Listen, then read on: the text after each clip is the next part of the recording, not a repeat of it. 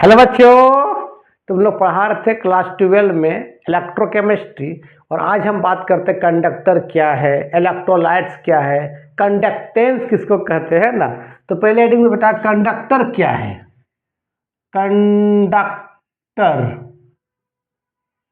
Conductor का मतलब simply जिसमें करंट आसानी से पास हो सकता है, तो क्या बोलते हैं, कंडक्टर बोलते हैं। और कंडक्टर बाबू दो तरह को पढ़ना है तुमको। एक पढ़ना मेटालिक कंडक्टर,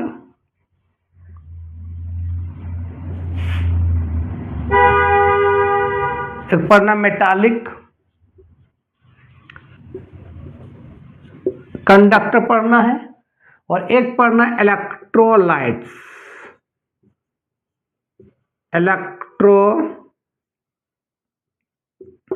पढ़ना है। कंडक्टर का मतलब जिसमें आसानी से करंट पास हो सकता है, उसको बोलते हैं कंडक्टर, ठीक है। और मेटालिक कंडक्टर क्या होता है, सुनो। मेटालिक कंडक्टर का मतलब बाबू क्या होता है, ध्यान देना। मेटालिक कंडक्टर का मतलब होता है बेटा जिसमें करंट पास हो लेकिन कोई केमिकल रिएक्शंस ना हो। सिल्वर का तार में करंट पास होता है लेकिन कोई केमिकल रिएक्शन नहीं होता है। कॉपर का तार में करंट पास होता है लेकिन कोई केमिकल रिएक्शन नहीं होता है। एल्युमिनियम के तार में करंट पास होता है लेकिन कोई केमिकल रिएक्शन नहीं होता है। लोहा का तार में करंट पास होता है, कोई केमिकल रिएक्शन नहीं होता है। तो मेटालिक कंडक्टर का मतलब होता है बाबू जिसमें करंट पास हो, करंट क्या करे, पास करे, पर कोई केमिकल रिएक्शंस ना हो, उसको बोलते हैं मेटालिक कंडक्टर। जैसे आपका सिल्वर वायर, इसमें करंट पास होता है लेकिन कोई केमिकल रिएक्शन नहीं होता है। कॉपर वायर, इसमें करंट पास होता है लेकिन कोई केमिकल रिएक्शन नहीं होता है, ठीक है। एल्युमिनियम वायर, करंट पास होता है लेकिन कोई केमिकल रिएक्शन नहीं होता है। आयरन वायर Fe, इसमें करंट पास होता है लेकिन कोई केमिकल रिएक्शन नहीं होता, उसको क्या बोलते हैं, मेटालिक कंडक्टर बोलते हैं। लिखो। अब बात करते हैं इलेक्ट्रोलाइट्स किसको कहते हैं। ध्यान देना बाबू, इलेक्ट्रोलाइट्स क्या है बेटा।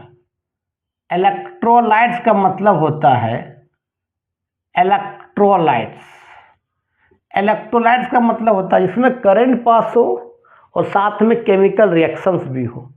करंट पास भी हो और केमिकल रिएक्शंस भी हो। जैसे मान लेते बाबू, यहाँ पर मान लो वाटर रखे हैं, ध्यान देना, ये पानी है, कोई दिक्कत, इसमें NaCl को डाल देते हैं यहाँ पानी में। अभी NaCl क्या किस फॉर्म बेटा, सॉलिड के फॉर्म में है। जैसे ही पानी वेप वाटर है, जैसे पानी में गया NaCl, ये टूट किस में गया बताओ, Na प्लस और क्या Cl माइनस, मतलब आयंस में टूटा। मीन्स बेटा क्या हुआ, केमिकल रिएक्शंस हुआ। ये आयंस में टूट रहा है, मीन्स यहाँ क्या हुआ बताओ, केमिकल रिएक्शंस हो रहा है, सॉलिड से आयंस बन गया। अब इसमें दो इलेक्ट्रोड डाल देते, मेटालिक इलेक्ट्रोड को, मेटल का एक इलेक्ट्रोड डाल देते, ये इलेक्ट्रोड है, ये सब इलेक्ट्रोड बोलते हैं, या रोड बोलो, जो बोला तुम तेरा मर्जी, ये इलेक्ट्रोड है। अब इसको दोनों क्या करते हैं, जोड़ के इसको हम आपको करंट से क्या कर जोड़ देते हैं। ये आपका नेगेटिव और ये आपका पॉजिटिव, कैसे जोड़ेंगे। और यहाँ अगर मान लेते एक बल्ब लगा देंगे इस तरह से, तो बल्ब क्या करेगा बता, ग्लो करेगा। दैट मीन्स ये क्या कर रहा है, करेंट को भी कंडक्ट कर रहा है और ये आयंस में भी टूट रहा है।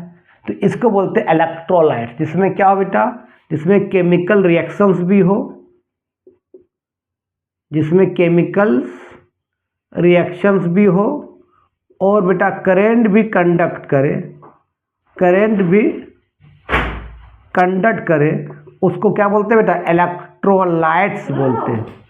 क्या बोलते हैं बेटा उसको हम लोग, इलेक्ट्रोलाइट्स बोलते हैं, ठीक है।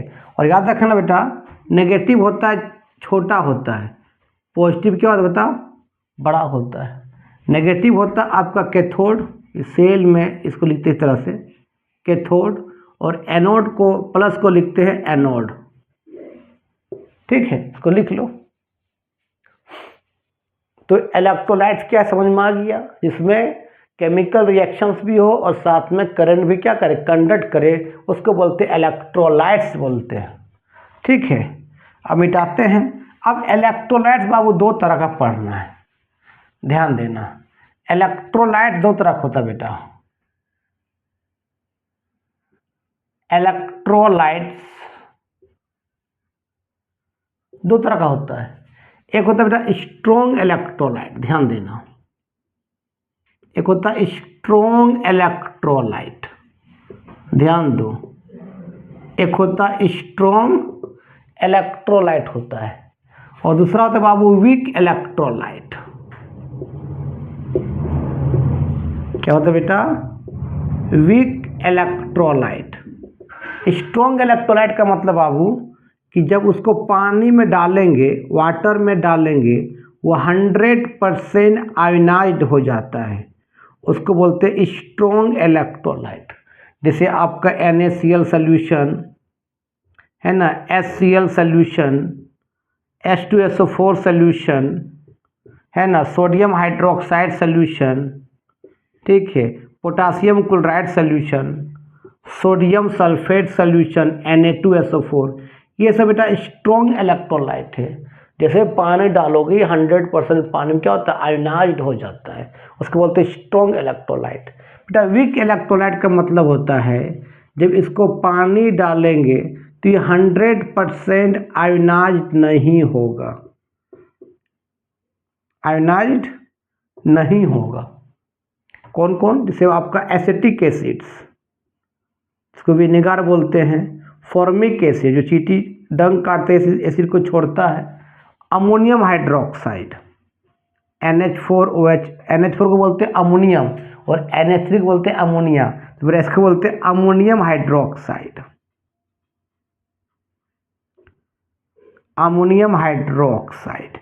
फिर इस तरह क्या बता, वीक इलेक्ट्रोलाइट है, पानी में 100% आयोनाइज्ड नहीं होता है, और इतना ज़्यादा आयंस रहेगा बेटा, याद रखना, जितना ज़्यादा आयंस का मात्रा रहेगा उतना ज़्यादा करेंट कंडक्ट होगा, उतना ज़्यादा करेंट कंडक्ट होगा, और उतना ज़्यादा क्या होगा? बल्ब तेज से जलेगा। ठीक है, एक एक्सपेरिमेंट कराते हैं, देखो अभी। जैसे मान लेते हैं एक में हम लिए HCl का सोल्यूशन, ध्यान देना बेटा, मान लेते हैं एक कंटेनर है, यहाँ है HCl सोल्यूशन, मतलब पानी में HCl डाले हुए हैं, हाइड्रोक्लोरिक एसिड, ध्यान देना यहाँ पर, ये आपका बेटा HCl सोल्यूशन है, HCl सोल्यूशन मतलब HCl हाइड्रोक्लोरिक एसिड को पानी में डाले हैं, तो अब ये टूट किस में जाएगा बताओ? H+ और क्या बेटा? Cl- में। यहाँ पर एक ले लिए, दो इलेक्ट्रोड ले लिए, मेटालिक इलेक्ट्रोड, कॉपर का ले लो, एल्युमिनियम का ले लो, लोहा का ले, तेरा मर्जी, ये HCl सोल्यूशन में डुबा दिए हैं। मान लीजिए आपका एनोड है, ये आपका कैथोड है। एनोड जो होता है बेटा पॉजिटिव होता है, और कैथोड जो होता है बेटा क्या होता है? नेगेटिव होता है। अब दोनों को बेटा बैटरी से कनेक्ट कर दिए इस तरह से, ये बड़ा और ये क्या बताओ, ये छोटा, दोनों कर दिए हैं, बैटरी से कनेक्ट कर दिए, और यहाँ लगा दिए एक बल्ब लगा दिए, मान लेते हैं ये आपका ये बल्ब है, तो बल्ब जो जलेगा उसका रोशनी बहुत तेज होगा, उसका फ्रिक्वेंसी बहुत तेज होगा, क्योंकि ये 100% पानी में टूट गया, यहाँ आयंस का मात्रा बहुत ज़्यादा है। लेकिन बेटा अगर हमने क्या लिया, ये HCl तरह क्या था? स्ट्रॉन्ग इलेक्ट्रोलाइट था, इस तरह क्या बताओ? स्ट्रॉन्ग इलेक्ट्रोलाइट था। अब हमने क्या ले रहा है? एक वीक इलेक्ट्रोलाइट ले रहे हैं। से मान लो एसिटिक एसिड को डाल दिया पानी में, इसको विनेगर भी बोलते हैं एसिटिक एसिड को, इसे तुम लोग को मालूम ऑलरेडी है। ये आपका एसिटिक एसिड किस फॉर्म में बता बेटा? एक्वस के फॉर्म, मतलब पानी मिला हुआ है, तो ये टूट जाएगा इसमें इस तरह से, आपका CH3COO- प्लस H+, लेकिन 100% नहीं टूटेगा, कुछ टूटेगा कुछ नहीं टूटेगा, मतलब इसके अंदर आपका एसिटिक एसिड भी है और उसके अंदर क्या आयंस भी, दोनों है, 100% टूटा। मान लो हो सकता 70% टूटा, 70% आयोनाइज हुआ और 30% आयोनाइज नहीं हुआ। अब यहाँ पर दो मान ले, ये एल्युमिनियम का इलेक्ट्रोड ले लिए, इलेक्ट्रोड बोलो रॉड बोलो तेरा मर्जी, ये इलेक्ट्रोड है जो एसिडिक एसिड सोल्यूशन में डुबा दिए हैं, ये आपका पॉजिटिव है एनोड है, ये नेगेटिव क्या कैथोड है। दोनों बैटरीज क्या जोड़ देंगे, दोनों को बैटरीज बाबू हमने जोड़ दिया, कोई दिक्कत। और यहाँ बल्ब लगा दिया, मान लो यहाँ भी बल्ब है तो यहाँ बल्ब जलेगा, उसका वोल्टेज कम रहेगा, उसका फ्रिक्वेंसी क्या रहेगा, कम रहेगा। क्यों? क्योंकि वीक इलेक्ट्रोलाइट है, पानी में 100% आयोनाइज नहीं हुआ। डैट मीन जितना ज़्यादा आयंस रहेगा उतना करंट कंडक्ट करेगा, उतना ज़्यादा आपका करंट का फ्रिक्वेंसी ज़्यादा रहेगा। ठीक है, लिख लो। चलो अब हम बात करते हैं, स्ट्रॉन्ग इलेक्ट्रोलाइट समझ में आ गया, वीक इलेक्ट्रोलाइट समझ में आ गया। अब बात करो बेटा नॉन इलेक्ट्रोलाइट। नॉन इलेक्ट्रोलाइट क्या, पहले समझो बेटा कि नॉन इलेक्ट्रोलाइट किसको कहते हैं। नॉन इलेक्ट्रोलाइट क्या है? वह इलेक्ट्रोलाइट जो पानी में आयोनाइज होता ही नहीं, पानी में नहीं टूटेगा, उसको बोलते हैं नॉन इलेक्ट्रोलाइट। जब पानी में आयोनाइज नहीं होगा तो करंट कहाँ से कंडक्ट करेगा रे। जैसे आपका ग्लूकोज हो गया, ग्लूकोज हो गया, यूरिया हो गया, है ना, आपका बेंजीन हो गया, ये सब आपका क्या है, नॉन इलेक्ट्रोलाइट। ये पानी में जाएगा, पानी के अंदर, तो ये not ionized, not ionized, ionize नहीं होगा। जब आयोनाइज्ड नहीं होगा तो करंट कंडक्ट नहीं करेगा, ये आपका करंट कंडक्ट नहीं कर सकता है, करंट कंडक्ट नहीं करेगा, उसी बोलते हैं नॉन इलेक्ट्रोलाइट बोलते हैं। ठीक है, लिख लो। चलो अब हम बात करते हैं बाबू रेजिस्टेंस। तुम लोग सब पढ़ा है क्लास 10 में फिजिक्स में कि रेजिस्टेंस क्या है। रेजिस्टेंस का मतलब होता है जो करंट को अपोज करता है, अपोजिंग ऑफ करंट को क्या बोलते हैं, रेजिस्टेंस बोलते हैं। ये सबको मालूम है कि opposing of current, opposing of current को क्या वो रेजिस्टेंस बोलते हैं। ठीक है, तो ये घर में बल्ब लगा है ना, एसी है, कूलर है, फ्रिज है, इस तरह क्या रेजिस्टेंस है जो करंट को क्या करता है, अपोज करता है। ठीक है, अच्छा रेजिस्टेंस का तुम लोग ये भी मालूम है कि इसका एसआई यूनिट क्या होता है, इसका एसआई यूनिट क्या होता है, ओम होता है, ओम। इसको लिखते हैं ऐसा, अंग्रेज का टोपी जैसा, टेढ़ा टोपी ऐसे ऐसे, इस तरह से इसका ओम का सिंबल है। ठीक है, कोई दिक्कत। और रेजिस्टेंस दो फैक्टर पर डिपेंड करता है, जितना ज़्यादा तार लंबा होगा उतना ज़्यादा रेजिस्टेंस होगा, और तार जितना मोटा होगा उतना रेजिस्टेंस कम होगा। That means resistance depends upon two factor, याद रखना बेटा, रेजिस्टेंस डिपेंड या डिपेंड्स अपॉन टू फैक्टर्स। आपका टू फैक्टर्स पर क्या करेगा बेटा, डिपेंड्स करेगा। पहला क्या, लेंथ ऑफ वायर, मतलब लेंथ डायरेक्टली प्रोपोर्शनल क्या होता है, ऐसे बोल सकते हैं resistance directly proportional length of wire. जितना ज़्यादा तार लंबा रहेगा, जितना तार लंबा रहेगा, जितना तार लेंथ जितना ज़्यादा रहेगा उतना रेजिस्टेंस ज़्यादा होगा। ठीक है, दूसरा resistance inversely proportional to cross section area, मतलब उसका मोटाई, जितना तार मोटा रहेगा बाबू, जितना तार बेटा मोटा रहेगा उतना उसका रेजिस्टेंस कम रहेगा। ये उसका मोटाई है ये वाला, जितना ज़्यादा मोटा रहेगा तार, जितना ज़्यादा तार मोटा रहेगा उतना रेजिस्टेंस कम हो, उसी बोलते हैं क्रॉस सेक्शन एरिया, इसी बोलते हैं क्रॉस सेक्शन एरिया बोलते हैं इसको। ठीक है, ये इक्वेशन 1 मान लो, इक्वेशन 2 मान लो। ठीक है, और दोनों कंबाइनिंग कर दो ना, combining equation 1 and 2, now combining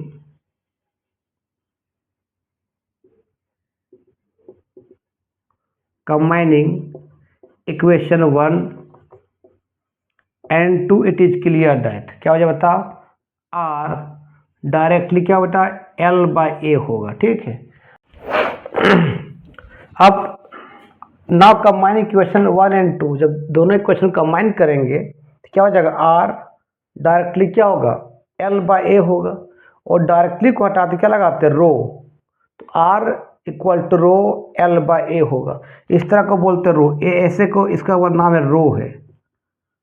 इस रो को बोलते हैं रो, आर ओ डब्ल्यू, रो बोलते हैं। इसको आप बोलते हैं रेजिस्टिविटी बोलते हैं, रेसिस्टिविटी बोलते हैं। ये कब बोलते हैं ध्यान देना। रेसिस्टिविटी क्या है, देखो रेजिस्टिविटी एक तरह का रेजिस्टेंस ही है, ठीक है। कब बोलेंगे, जब तार की लंबाई, बेटा याद रखना, तब तार की लंबाई 1 सेंटीमीटर हो और तार की जो क्रॉस सेक्शन एरिया है ये वाला, तो इसका क्रॉस सेक्शन एरिया जो हो, उसका एरिया जो कितना हो 1 सेंटीमीटर स्क्वायर हो, ठीक है। उस समय इस तार में जो रेजिस्टेंस होगा, जो करंट को अपोज करेगा, उसी बोलते हैं रेजिस्टिविटी बोलते हैं। दैट मीन्स जब हम बेटा लेंथ ले लेंगे हम लोग 1 सेंटीमीटर और उसका एरिया ले लेंगे क्या, इतना 1 सेंटीमीटर स्क्वायर ले लेंगे, तो क्या हो जाएगा बताओ, आर इक्वल टू रो हो जाएगा। मतलब रेजिस्टेंस ही क्या है, रेजिस्टिविटी है। लेकिन कब, एक पार्टिकुलर लेंथ के लिए। जब लेंथ 1 सेंटीमीटर हो और उसका cross section area 1 centimetre square हो, उस समय जो तार में करंट अपोज होगा उसी वो रेजिस्टिविटी बोलते हैं। लिख लो।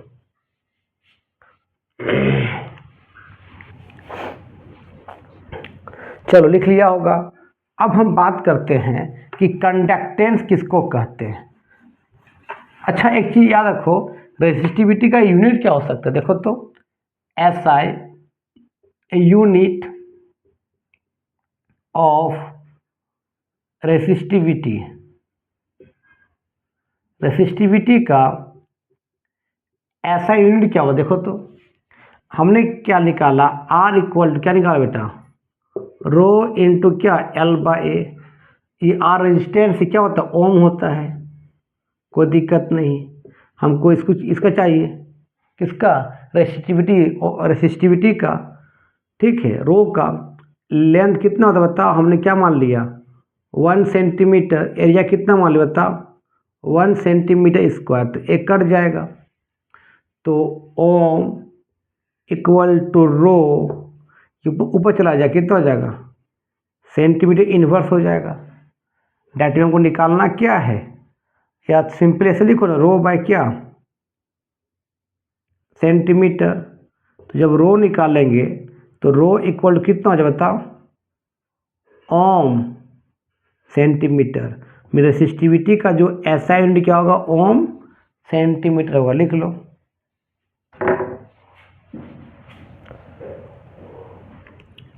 चलो अब हम बात करते हैं कंडक्टेंस क्या होता है। कंडक्टेंस, ध्यान देना बाबू, कंडक्टेंस क्या है। कंडक्टेंस को डिनोट करते हैं जी से करते हैं।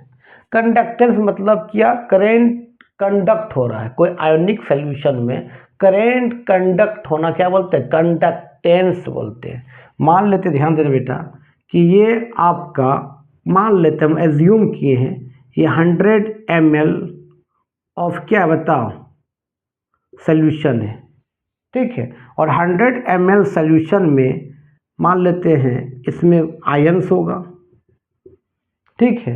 हमने 100 ml सॉल्यूशन में मान लेते हैं हमने NaCl डाल दिया, ध्यान देना बेटा, तो NaCl का टूट जाएगा प्लस और माइनस में। मान लेते भी NaCl का Na प्लस Cl माइनस दोनों मिला के आपका 500 आयन से, 500 आयन का मतलब कितना होगा बताओ, आपका 250 क्या होगा Na प्लस और 250 क्या होगा बताओ Cl माइनस, इक्वल अमाउंट में। ध्यान देना, अब इसमें डाल दिए हैं 2 इलेक्ट्रोड, मेटालिक इलेक्ट्रोड। ये आपका पॉजिटिव है, ये नेगेटिव है, मतलब ये एनोड है, ये कैथोड है। और दोनों बैटरी से जोड़ दिया, ध्यान देना बेटा, ये बैटरी से जोड़ दिया।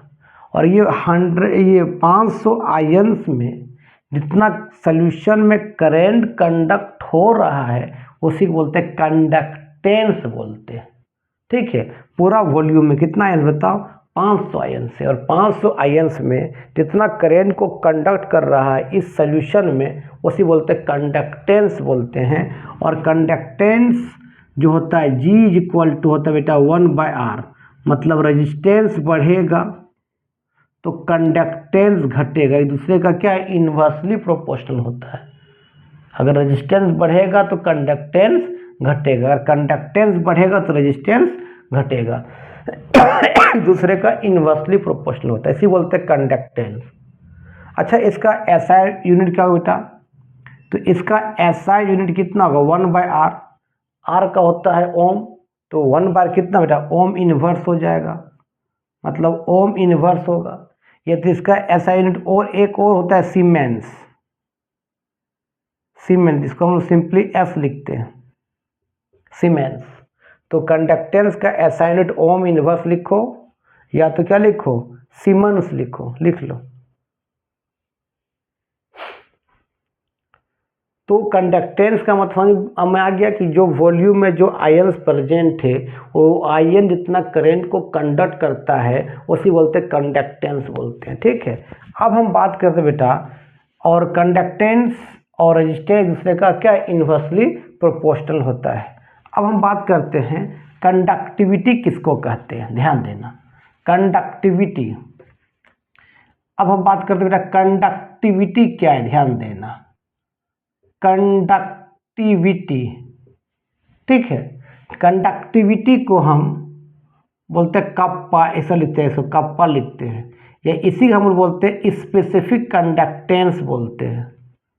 स्पेसिफिक, स्पेसिफिक कंडक्टेंस बोलते हैं इसको, बेटा बोलते हैं, इस तरह से बोलते हैं, इसको बोलते हैं कप्पा। क्या बोलते हैं? कप्पा। तो कंडक्टिविटी क्या पर समझना कि मान लेते, बेटा ध्यान देना, अभी हमने किया कि मान लेते हैं यहाँ पर आपका कोई वॉल्यूम है, मान लेते इसका वॉल्यूम अभी कितना माना बताओ? 100 ml ऑफ क्या माना? सॉल्यूशन। और इस सॉल्यूशन में आयन से मान इसमें NaCl डाल दिए, ध्यान देना, तो NaCl टूट जाएगा भाई इक्वल अमाउंट में। तो मान लेते इसमें से 500 आयन से किसका मिला के Na प्लस और क्या Cl माइनस, मतलब 250 होगा Na प्लस और Cl माइनस कितना होगा 250, इक्वल अमाउंट टूटा। तो 500 आयन्स बेटा ध्यान देना कि 100 ml में, ध्यान देना 100 ml में, 100 ml में जो 500 आयन सॉल्यूशन में है और जो वो करेंट को कंडक्ट कर रहा है, जो करेंट को बेटा कंडक्ट करवा रहा है, करंट को दौड़वा रहा है सॉल्यूशन में, मान ली यहाँ पर इलेक्ट्रोड डाल दिए हैं, 2 इलेक्ट्रोड है, ये मेटालिक इलेक्ट्रोड है, ये इस तरह से, ये आपका पॉजिटिव और ये आपका नेगेटिव। ठीक है, तो 100 ml में जो 500 आयन उसमें जो करंट कंडक्ट हो रहा है, कंडक्ट या करंट कैरी हो रहा है, तो उसको बोलते हैं हम लोग बेटा कंडक्टेंस बोलते हैं, कंडक्टेंस। ठीक है, लेकिन अब इतना कि इतना में इतना आयन, तो बताओ 1 ml में कितना होगा? तो 1 ml में कितना आयन होगा बेटा बताओ? 500 बाय कितना 100 कट जाएगा, मतलब कितना आयन बताओ? तो 5 आयन्स। जो 5 आयन्स में जो करंट बेटा कंडक्ट होगा या जो करंट कैरी होगा, जो करंट को कैरी करवाएगा, उसी को बेटा बोलते हैं हम लोग कंडक्टिविटी बोलते हैं। क्या बोलते हैं बेटा? कंडक्टिविटी बोलते हैं। और उसी को बेटा हम क्या बोल सकते हैं हम लोग? स्पेसिफिक कंडक्टेंस बोलते हैं। आ गया समझ में? पूरा वॉल्यूम में जो आयन्स मौजूद है और वो आयन्स करंट को कंडक्ट करवा रहा है, उसको बोलते हैं कंडक्टेंस। लेकिन कंडक्टिविटी की 1 ml सॉल्यूशन में जो आयन्स रहेगा और वो आयन्स करंट को कैरी करवाएगा, उसी क्या बोलते हैं हम लोग? कंडक्टिविटी, या तो स्पेसिफिक कंडक्टेंस बोलते हैं, जिसको कप्पा से डिनोट करते हैं। ध्यान देना बाबू, ध्यान देना, ध्यान देना। इसमें एक चीज़ और बताते हैं, इसको भी लिखो ना पहले। चलो लिख लिया होगा। अब थोड़ा सा यहाँ एक चीज़ और बात करते बाबू, जब हम कंडक्टिविटी का जब बात करेंगे बेटा, ध्यान देना, जब कंडक्टिविटी का बात करेंगे उस समय जो दो इलेक्ट्रोड सोल्यूशन डालेंगे बेटा, ये एक इलेक्ट्रोड है, ध्यान दे, इलेक्ट्रोड, मान लो ये सोल्यूशन था, ध्यान देना बेटा, ये आपका सोल्यूशन था, कोई दिक्कत, इसका वॉल्यूम कितना था बताओ, 100 ml था। अब इसमें दो कंडक्टिविटी कैसे लिए बता रहे हैं या स्पेसिफिक कंडक्टेंस बता रहे हैं, उस समय दो इलेक्ट्रोड की दूरी बेटा, ये एक इलेक्ट्रोड है, ये एक इलेक्ट्रोड है, दोनों की दूरी जो रहेगा, दोनों का जो लेंथ रहेगा, दोनों बीच की दूरी रहेगा, वो लेंथ रहेगा बेटा आपका 1 सेंटीमीटर, ठीक है। और उस समय इस दोनों, इसका, इस इलेक्ट्रोड का और इस इलेक्ट्रोड का जो क्रॉस सेक्शन एरिया रहेगा बेटा, मोटाई जो रहेगा, इसका भी कितना रहेगा बता, 1 सेंटीमीटर स्क्वायर रहेगा, तो इसका भी कितना रहेगा, 1 सेंटीमीटर स्क्वायर रहेगा। हाँ, उस समय जो वॉल्यूम कवर करेगा ये इलेक्ट्रोड, तो उस वॉल्यूम में जो आयंस प्रेजेंट होगा, और जो आयंस करेंट को कंडक्ट करवाएगा, उसे क्या बोलते हैं, कंडक्टिविटी बोलते हैं या स्पेसिफिक कंडक्टेंस बोलेंगे। ध्यान दें, तुमको ये भी मालूम है बाबू फार्मूला कि बेटा वॉल्यूम इक्वल टू कितना होता है, ये भी तुमको फार्मूला मालूम है, एरिया इंटू क्या होता है बेटा, लेंथ होता है। तो वॉल्यूम कितना ले बताओ, बताओ कितना है, 1 सेंटीमीटर स्क्वायर, लेंथ कितना है बेटा बताओ, 1 सेंटीमीटर, मतलब कितना हो जाएगा, 1 सेंटीमीटर क्यूबिक एरिया हो जाएगा। और उसी को बेटा हम लोग क्या बोलते हैं, 1 cc बोलते हैं, या उसी को हम लोग क्या बोलते हैं, 1 ml बोलते हैं। आ गया समझ में? तो वही आ गया कि जब दो इलेक्ट्रोड की cross section area 1 centimetre square हो और दोनों की दूरी 1 सेंटीमीटर हो, उस समय जो वॉल्यूम ये कवर करेगा, और उस वॉल्यूम में जो आयन्स प्रेजेंट रहेगा और वो आयन जो करंट को कंडक्ट करवाएगा, उसी हम लोग क्या बोलते हैं, कंडक्टिविटी, या उसी बोलते हैं स्पेसिफिक कंडक्टेंस बोलते हैं। दैट मीन्स 1 ml जो वॉल्यूम आया, और 1 ml वॉल्यूम में जो आयंस मौजूद रहेगा, और वो आयंस जो करंट को बेटा कंडक्ट करवाएगा, उसी को बोलते हैं हम लोग कंडक्टिविटी बोलते हैं। कोई दिक्कत? कोई दिक्कत नहीं। उसी को करंट जो कंडक्ट करवाएगा, उसी को बेटा हम बोलते हैं कंडक्टिविटी बोलते हैं, या उसी को स्पेसिफिक कंडक्टेंस बोलते हैं। लिख लो।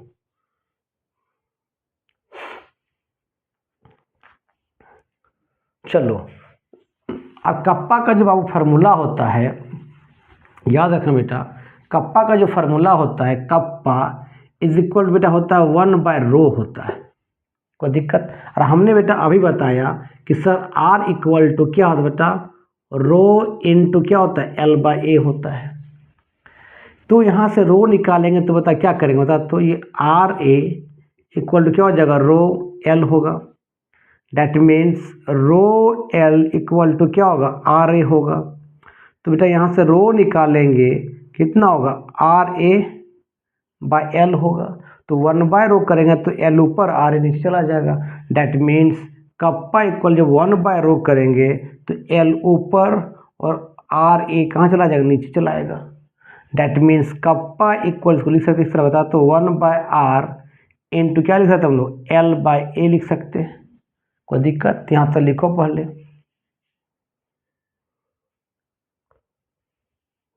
लिख लिया। अब देखो बाबू, इसको मिटा देते हैं। अब देखो 1/r, तुमको अभी बताएं सर कि कप्पा 1/r को हम लोग बोलते हैं कंडक्टेंस बोलते हैं, और L/A को बेटा हम लोग बोलते हैं सेल कांस्टेंट, जी स्टार को बोलते हैं हम लोग सेल कांस्टेंट। क्या बोलते हैं हम लोग, सेल कांस्टेंट, मतलब लेंथ बाय ए को क्या बोलते हैं हम लोग, जी स्टार्स बोलते हैं, जिसको क्या बोलते हैं, सेल कांस्टेंट बोलते हैं। कोई दिक्कत? कोई दिक्कत नहीं। दैट मीन्स तुम बोल सकते हो बाबू कि कंडक्टिविटी इक्वल टू क्या गया बता, तो कंडक्टेंस कंडक्टेंस इनटू क्या बेटा बताओ, सेल कांस्टेंट हो सकता है। और हमने बोला कि सर जी स्टार का मतलब क्या, L/A। अगर लेंथ को बेटा 1 सेंटीमीटर मान लिया और एरिया को हम 1 सेंटीमीटर स्क्वायर मान लेंगे, बेटा कप्पा इक्वल सिर्फ क्या होगा, तब जी होगा। ये भी लिख लो, कप्पा ऐसे लिखना, इस तरह से कप्पा इक्वल टू जी होगा, लिख लो।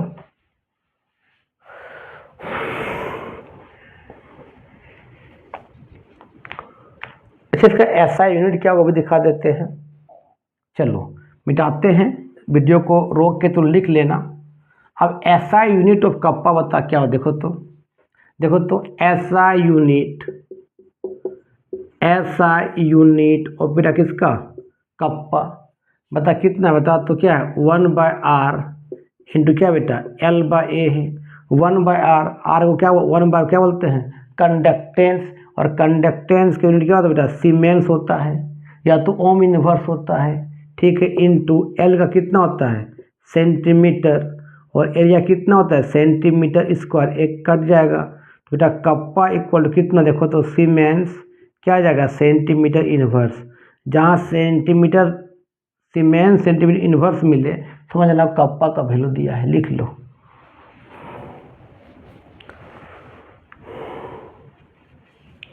कोई दिक्कत है क्या, नहीं दिक्कत है, चलो बहुत अच्छा।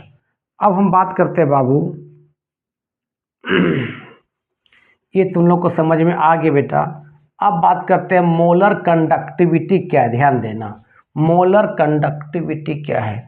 पहले हेडिंग दो बेटा, मोलर कंडक्टिविटी। मोलर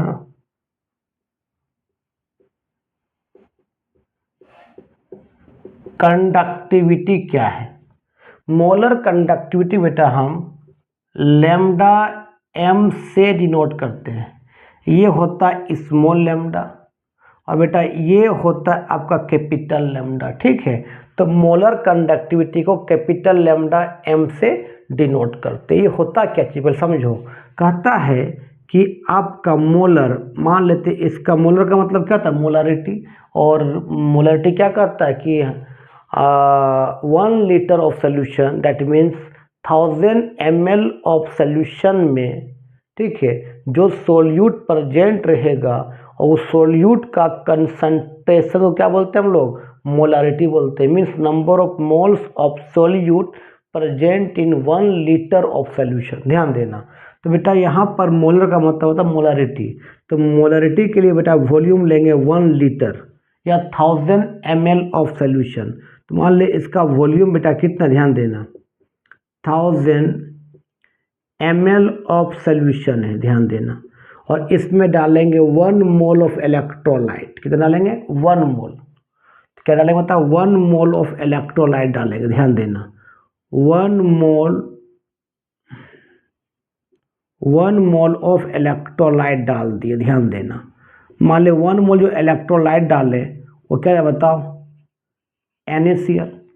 वो टूट जाए किस में, इक्वल अमाउंट किस में, Na प्लस और किस में, Cl माइनस में, ध्यान देना। और इसमें 2 इलेक्ट्रोड को यहाँ 1000 ml सोल्यूशन में क्या है, 1 मोल ऑफ इलेक्ट्रोलाइट है, टूटा इक्वल अमाउंट में प्लस और माइनस में। इसमें 2 इलेक्ट्रोड डालेंगे और उस समय दोनों इलेक्ट्रोड की दूरी जो होगा बेटा, उस समय दोनों इलेक्ट्रोड की दूरी, ये जो दूरी दोनों का होगा वो लेंथ होगा बेटा कितना, 1 सेंटीमीटर होगा। और दोनों इलेक्ट्रोड की जो क्रॉस सेक्शन एरिया होगा, जो इसका मोटाई होगा, इसका ही मोटाई होगा 1 सेंटीमीटर स्क्वायर और इसकी भी मोटाई कितना बताओ, 1 सेंटीमीटर स्क्वायर होगा। और दोनों क्या करेंगे, जोड़ देंगे। मान ले ये आपका प्लस है, ये माइनस है, मान ले दोनों को जोड़ दिए, ये आपका प्लस और ये आपका क्या, माइनस।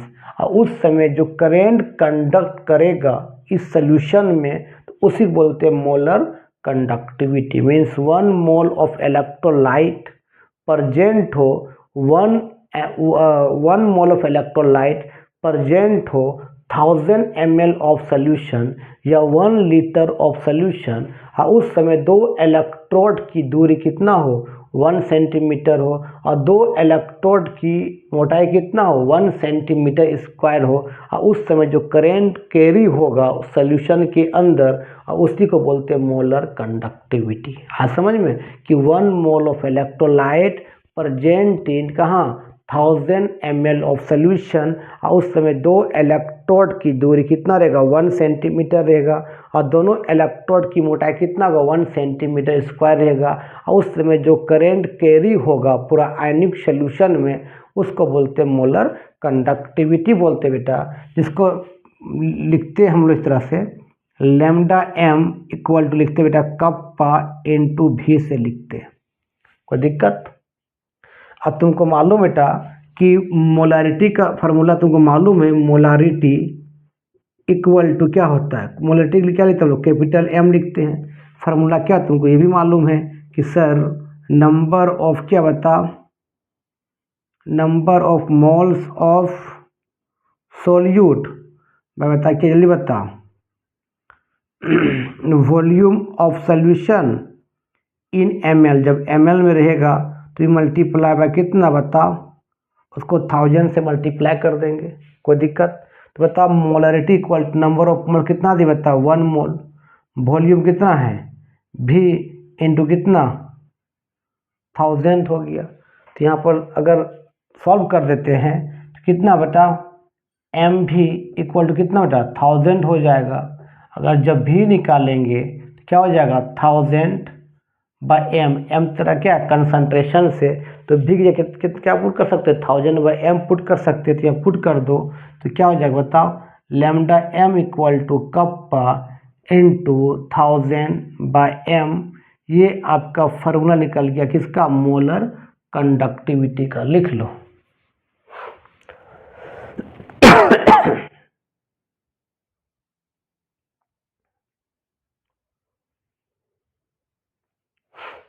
चलो अब हम बात करते हैं इसका एसआई यूनिट के बारे में कि इसका एसआई यूनिट क्या होता है। चलो अब हेडिंग दो एसआई यूनिट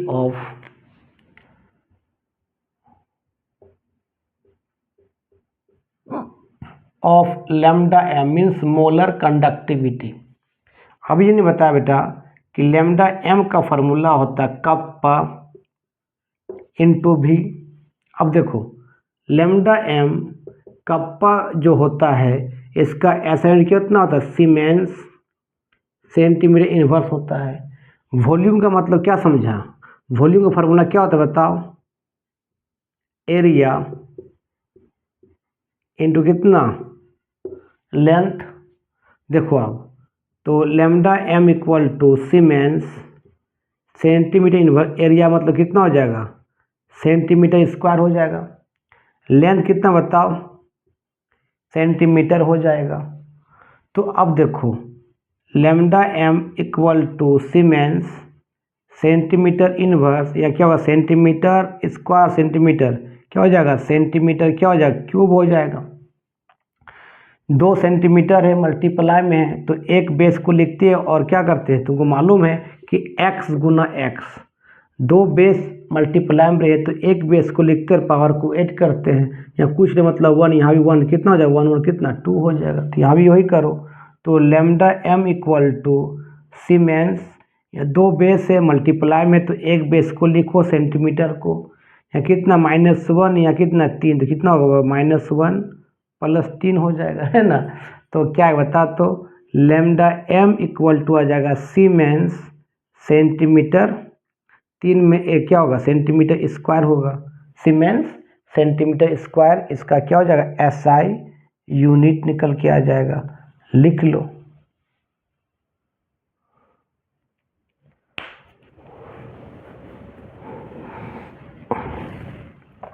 तो तुम लोग लिख लिया तो बेटा आज का वीडियो हम यहीं समाप्त करते हैं।